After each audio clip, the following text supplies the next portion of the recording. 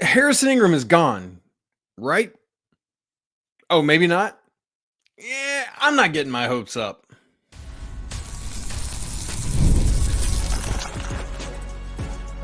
You are Locked On Tar Heels, your daily podcast on the UNC Tar Heels. Part of the Locked On Podcast Network, your team every day. Hey there, what's up? It's Tuesday, April 23rd, 2024. Welcome into the Locked On Tar Heels podcast, the only daily North Carolina show out there. I'm your host, Isaac Shade, and I want to thank you for joining us to get your Tar Heels content every single day. Really appreciate you making us your first listen or watch. Special shout out to all you everydayers out there, as well as all the members of the Locked On Tar Heels Discord community. Special shout out coming at you from Game Time, our sponsor today. Download the Game Time app, create an account, and use code LOCKEDONCollege for $20 off your first purchase. Here's what we got going on today. First off, you need to know that it's a 2-episode Tuesday. We've got another episode with Denora Searcy, where we're taking a look back at the spring football game and kind of some things we've learned throughout the spring. So make sure you check out that other episode as well. But what we're looking at today here on this show, kind of the confusing conundrum of Harrison Ingram cryptic news. Koby Brea puts Carolina in his top 5. We'll talk about that. And I can't figure out what Clif Moriarty is doing with his recruiting right now. And we're going to try to make sense of that. So not only the Harrison Ingram, I'm not hopeful about. It's just kind of a weird day of transfer portal news that I want to unpack together. But it's also Tuesday, and that means it's time for Trivia Tuesday. We're talking sort of NBA draftish stuff here with Harrison Ingram. So here's my Tuesday trivia question for you. The answers to come toward the end of the show. It's a very simple task. Name for me North Carolina's last 5 first-round NBA draft picks. Who it was, what year it was, what pick number they were, and the team. It could, if it was a trade situation, it could either be the team that drafted them or who they were traded to. All right. So all those answers coming up later. All right. Harrison Ingram on Saturday declared for the NBA draft. His draft declaration message listed nothing, no hint of, hey, I might be keep my options open. We'll see what happens. Nothing of that at all in any sort of way. Almost unequivocally, when a player declares for the draft, if he's going to maintain his collegiate eligibility, there is a specific line in the announcement about that. Hey, I am declaring for the NBA draft while maintaining my college eligibility. That's the line you'll always see. There was nothing even remotely sniffing of that in Harrison Ingram's announcement. And then on Sunday, if I'm keeping all my days straight, somebody said on social media that they had seen from Jon Rothstein something about Harrison Ingram actually saying, I am maintaining my collegiate eligibility. That tweet was nowhere to be found. And so I didn't even mention it on Monday's show because there was no stock to put in it. And as I've said about other things, there are certain levels of rumor I will put before us, but I want to try to honor your trust in me. So I'm not going to say it if it's like completely unfounded and I can't find anything at all out about it, either from sources or social media or whatever. And so I didn't even bring it up on Monday's show because there was nothing to it. But then on Monday, Jon Rothstein legitimately tweeted this thing out. So I don't know if he tweeted it and retracted it previously or what happened or what went on there. But on Monday, he legitimately did. And his tweet read this. If I can get back to it, forgive me.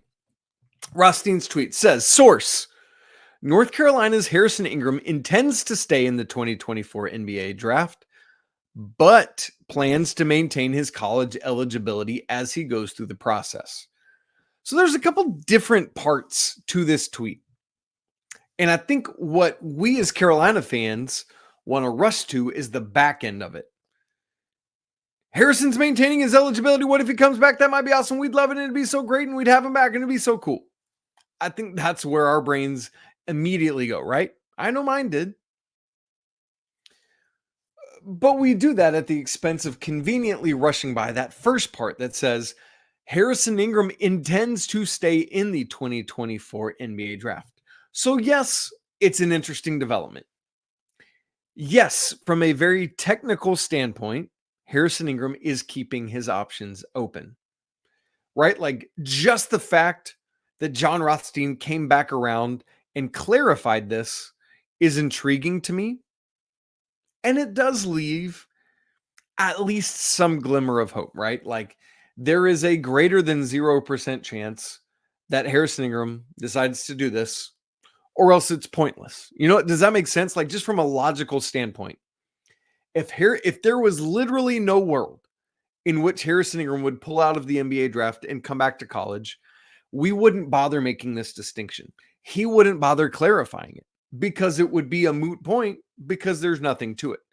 But by the sheer fact that Rothstein comes back around to say this means that there is, in fact, a greater than 0% chance that Harrison Ingram does come back. To me, though, that feels like a hopeless endeavor. I just don't see it. Why would you not make that abundantly clear right out of the gate? Because ultimately, I see this as a fail-safe. Because it makes sense. If you can give yourself a backup parachute, why not? Even if you have zero intention to use it. The hope and the plan is that you never do. But in the event that something happens and you want it, I'd like to have that backup parachute. I have car insurance and home insurance and life insurance. I'm hoping I never have to use any of those three things. But if I do, I'm going to be glad it's there. And so I think that this for Harrison Ingram is insurance policy, right? Like if something just goes horribly awry or the intel I had been given was not accurate, or I go through the combine and all that and it's just not there, then I can come back. Here's my one other thing though that I actually don't like about this is there is this wrinkle where this news could potentially put the North Carolina coaching staff in a really awkward position. Now I know and I'm sure and I'm aware that Harrison and the coaching staff have had very in-depth, very open and honest conversations. That's the ship that Hubert Davis runs, and that's how Harrison Ingram is, right? Like they're going to have good conversations about this. But there is this level, and Oscar Tshiebwe did this to Kentucky some last year, and is part of why they ultimately didn't get Hunter Dickinson, if we're being honest about it, to where Harrison Ingram would go and say, hey, look, Coach Davis, don't wait on me to come back, but I could be back. That's just a tough spot to be in because Coach Davis can't rely on that. He's got to go out and chase a Thiero or whoever it is that he thinks fills that role best after Harrison Ingram. But then what happens if Harrison Ingram does decide, like, oh gosh, have you seen the movie Pearl Harbor? It's just like that, where we think that, I can't remember which character it is. Let's say it's the Josh Hartnett character. We think he's dead.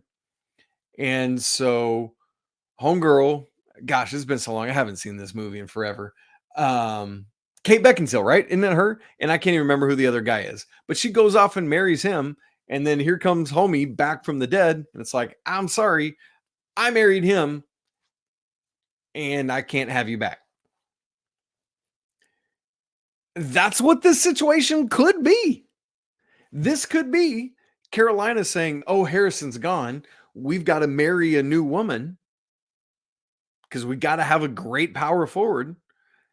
But what if Harrison comes back from the dead? I'm not telling Lazarus to go back in the grave. So it could be a weird scenario. So we're just going to have to wait and see how it all plays out. Stay tuned. Transfer portal season, it gets wacky. Now, coming up next, Carolina also got some news on Monday that Koby Brea, the sharpshooter from Dayton, is on. Carolina has made his final five. Is there legitimacy to that? We'll unpack it in just a minute. Right after I tell you about game time, the weather is finally heating up, and that means it's time to go take in some Major League Baseball. Great news. Game Time is now an authorized ticket marketplace of MLB, which makes getting tickets even faster and easier. They've got killer last minute deals, all in prices, views from your seat, and their lowest price guarantee. And with all that, Game Time takes the guesswork out of buying MLB tickets. One of my favorite features from Game Time is their last minute deals. For example, let's say you want to go to an NBA playoff game on a whim, spur of the moment. Well, you can save up to 60% off of those tickets, but also for concerts, comedy, theater, and more. Also, I often worry about my third-party tickets being bogus, but with Game Time ticket coverage, your purchase is covered by the most flexible customer service policy in the ticketing industry. I love that peace of mind. So take the guesswork out of buying tickets with Game Time. Download the app, create an account, and use code LOCKEDONCollege for $20 off your first purchase. Again, create an account and redeem code LOCKEDONCollege for $20 off. Terms apply. Download the Game Time app today. Last minute tickets, lowest prices, guaranteed. This episode is also brought to you by FanDuel. It's playoff time in the NBA and NHL. Baseball's in full swing, and FanDuel is your place to bet on every one of those games. Because right now, new customers get $150 in bonus bets guaranteed. That's $150 win or lose. You can bet on everything from slap shots to slam dunks to home runs and more, all on an app that's safe, secure, and super easy to use. How about NBA championship odds? Celtics lead the way at plus 120, Nuggets plus 290, Thunder, Clippers, and Bucks round out the top 5 at plus 1,300, plus 1,400, and plus 1,600, respectively. So what are you waiting for? Visit FanDuel.com/lockedon and make your first bet an automatic win. FanDuel, America's #1 sportsbook. As I was doing the ad read, I remembered Ben Affleck was the other character. I'm so sorry, Ben. How could I ever forget you? How about them apples, which is a Good Will Hunting reference. We're just full of the pop culture references today. No, and it's Ben Affleck's character that dies early in the movie. Kate Beckinsale ends up getting together with Josh Hartnett, and then that's a whole thing, and I won't spoil the very end in case you've never seen it, but I'm happy that I remembered. Okay. Last week on the show, we talked about Koby Brea, who entered the transfer portal out of Dayton. This dude was ridiculous from deep this past year. 201 three-point attempts, made 100 of them, meaning literally, had he made one more three throughout the course of last season, he would have been over 50% on over 200 three-point attempts. That's just absolutely bonkers. So on Monday, he announced his top 5 schools, or the 5 schools he was considering. Rothstein tweeted it out. Others did as well. You ready for this?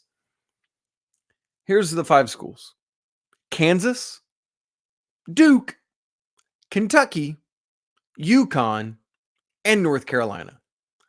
You know, I just feel bad for Koby Brea. I just hate it that he can't find a blue blood type school to get into. Oh, I'm sorry. He is down to like all 5 of the blue bloods or however many you have. I don't want to get in that discussion today. Eesh. I don't want to get hung out to dry, right? So you look at it, you know, if you were with me when we talked about this last week, the thing I said was that clearly Koby Brea is a phenomenal shooter. But for me, it kind of stops there. For example, last year, I mentioned all those 3-pointers he took. You know how many 2-pointers he took? 45. 45 2-pointers. It's like slightly less. It's under 25% of his shot attempts were 2s last year. Meanwhile, while I think of Koby Brea as a shooter, I think of Cade Tyson as a scorer. I think of Cade Tyson as someone that can do more and has more size than Koby Brea. Not that I would say no to Koby Brea. Not that I would tell him to go away and go back to Dayton or somewhere else. Gladly accept him. But given the choice between the two, Cade Tyson is who I want. And that's who Carolina already kind of has their eyes on. Now, I love the idea of Koby Brea as insurance, as Cade Tyson insurance, but Carolina, remember and recall that they already have some Cade Tyson insurance in Andrei Stojakovic. So now you got possibilities of 3 guys. Here's what I'll say.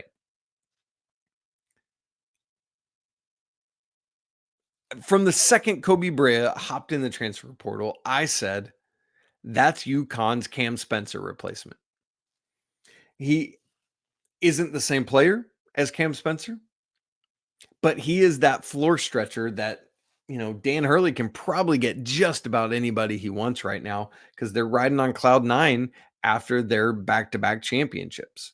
So that makes the most sense to me. And there is some level, right? Like, we have to recognize that this is a thing in recruiting. That sometimes players will include schools, even if there's not really any real contact, just to say that school's name and to be recognized in that. Now, as of the time I'm recording this, it's, before we're getting more information on Koby Brea, like, has there been what level of legitimate contact has there been with North Carolina? Is it ongoing? Is there any actual hope, or is it just, again, we want a list full of blue blood, so let's put the Tar Heels on there too? One thing we should note is that Coach Davis does keep a lot of his recruitments pretty quiet and it doesn't get out. But still, there's usually some things, and there's just not been much here. So, again, at this point, we don't really know enough to make any kind of judgment call other than to say, I don't see him coming to Carolina unless Cade Tyson is out, unless Andrei Stojakovic is out, although I think you might want him over Andrei Stojakovic. I haven't weighed those balances yet. But also, I could see him wanting to be at UConn, maybe, any of these schools. I mean, that's the thing with it being against other blue bloods, is it just is what it is. So ultimately, again, Brea had the better shooting season, but give me Cade Tyson anyway. And so I'm still waiting on that commitment. And I know it's been a while since the weekend visit. Just hold tight. Just hold tight. Now, coming up, Carolina also still needs a big man. And we've been talking a lot about Clif Moriarty. And I got to tell you, the longer his recruitment goes on, the less it makes any kind of sense to me. We'll unpack all that for you in just a minute. Right after I tell you that this episode's brought to you by Monopoly Go. We've all been there, either as a player or as a fan. It's halftime, scoreboard's not looking so hot. You're feeling low, you're not sure if your team can pull out a win, but that's when you dig deep, you lift up your head and you say to yourself, you know what, Isaac? It's time to get back in the game, pull off some bank heists, and take as much of my friends' money as I possibly can. That's right. The smash hit mobile game Monopoly Go lets you compete with your friends to get the most riches and the biggest empire. It's the Monopoly you love, but on your phone, anytime, with tons of new twists, including leaderboards to compare your progress to your buddies. There's so much to do. Things like you can play on countless dynamic Monopoly boards. You can make your friends bankrupt by smashing their landmarks with a wrecking ball, or you can charge other players for rent on your iconic Monopoly properties. You can even work with your friends to crack open community chests and in tournaments to get extra rewards and climb that leaderboard. So get back out there, put on your game face, and download Monopoly Go now, free on the App Store or Google Play. If Koby Brea's final schools are that's a lot of blue blood, then Clif Moriarty's, by comparison, are a bit of a head scratcher. You got Georgetown, where he went this past weekend. You got Alabama, where he's visiting this upcoming weekend. You got the Tar Heels, the most well-known entity of this group. And then on Wednesday, we just learned on Monday that Clif Moriarty will be visiting Kansas State. Seemingly out of left field. And I know, I mean, it's not completely out of left field. You think about his list of places he's looking at, and so you get it, but it's just, I cannot for the life of me figure out how Clif Moriarty is playing this thing. What, usually you can kind of say like, oh, that makes sense. I see why this player's doing that, all these kind of things, but it's just, it's odd, right? And of that list of the 12 schools that Omoruyi was considering, Kansas State's one of them. And so I get it. You go visit. But it just, again, is weird to me. I can't figure out his recruiting game plan. Because usually it's like you release this list of 12 and then it's like, all right, I'm going to set up visits to 4 of them, 5 of them, whatever it may be, and let's line those out. But his has just felt kind of random. Like, hey, I'm going to visit Georgetown, eventually Bama. Oh, this Wednesday, going to Kansas State. And I know some of that is just logistics of we're figuring out and we're putting it together, but it just feels all over the place and random and weird. The thing for me, I'm not worried about Georgetown. I'm not worried about Kansas State, although Jerome Tang, heck of a coach, heck of a recruiter. And so if they can shoot their shot tomorrow on Wednesday, I hear it. The team that worries me is Alabama, and that's where he's going this weekend. So where I'm at with this whole thing with Omoruyi is if Carolina wants him, they got to get a visit on the books. Because you all know me. I preach patience and confidence, and hey, look, it's going to come together. Carolina's going to figure it out. Believe in Coach Davis and the coaching staff. But I would like to see some visits being lined up here. You know, I know Cade Tyson was in this past weekend, but whether it's Adu or Omoruyi or both, hey, you know what? Bring them both in. That'd be rad. Whoever commits first, you win. I like that approach to it. But there's just, you'd like to see more confidence. You'd like to feel more confidence, maybe I should say, that things are moving forward here with Omoruyi. Right now, we're not there. So we keep our eyes on it, and we keep waiting, and we keep seeing what's going to happen. Now, let's turn a complete 180 to men's golf.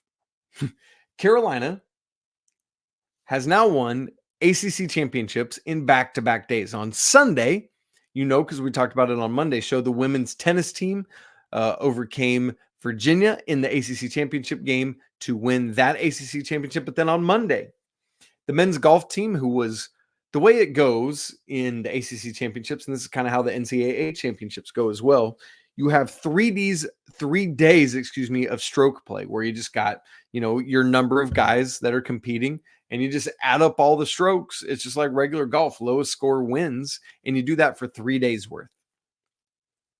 After those 3 days of stroke play, what they do is they take the top 4 teams and pair them off in match play the next day. And basically you have 5 golfers, 5 pairs, and it's like if I'm playing you, listener, watcher, it's me against you, and we play 18 holes, whoever's up at the end, you know, and it's not about score, it's about winning the hole. So if I have a birdie and you par hole 1, I win that hole, I'm up 1-0. Let's say you eagle the next hole and I par it. It doesn't mean you're up further since you eagled and I had birdied. It just means you win that hole. So now it's tied 1-1, or just tied. Nobody's up. So that you just keep going back and forth until somebody gains an advantage that can't mathematically be undone. So Carolina, the 1 seed for the match play version, played Wake Forest earlier on Monday. The 4 seed beat them, came down to the last golfers, the last pairing, and Carolina pulled it out. And then in the other semifinal, Florida State knocked off Georgia Tech. And then in the afternoon, Carolina knocked off Florida State. They are your ACC champions. You love to see it. Great work from the Tar Heels there. Let's get some more championships, shall we? Yes, I like that idea. All right, Trivia Tuesday answers coming at you. Let's hit it. The Trivia Tuesday question is: name Carolina's last 5 first-round draft picks, the year, the draft spot, and the team that picked them. So let's go from the furthest away of those to the most recent. So we go back to 2019, where there were 3 Tar Heels drafted in the first round. Kobe White, the earliest, 7th by the Bulls, who he's still with today. Cam Johnson, 4 picks later, still one of the biggest shocks I can remember. 11th overall, picked by the Timberwolves, but traded to the Suns, and now no longer there, obviously. And then the 3rd of the 2019 draft was Nasir Little, picked 25th overall by the Blazers. So that's 3 of them right there. Boom, boom, boom, all in 2019. The next one, number 4, Cole Anthony. The next year, 2020, was the 15th overall pick of the Orlando Magic. And then in 2021, so the very next year, Day'Ron Sharpe is your first round pick, 29th to the Suns, then traded to the Nets. So that's your most 5 recent Carolina first round draft picks. It's been a minute, nothing in 22 or 23, and we don't expect there to be a first round pick in 24 as well, unless Harrison Ingram can sneak into that back end. That'd be awesome. We'll wait and see. All right, gang, that's it for today's episode. If you aren't subscribed on video and audio platforms, what are you doing? Go ahead, do it. Super easy to subscribe to the show. If you haven't subscribed to the Locked On Tar Heels Discord community, we'd love to have you there as well. It's free to join. The link for that is in the show notes. It's always a great day to be a Tar Heel. Can't wait to talk to you again on Wednesday, but until then, peace.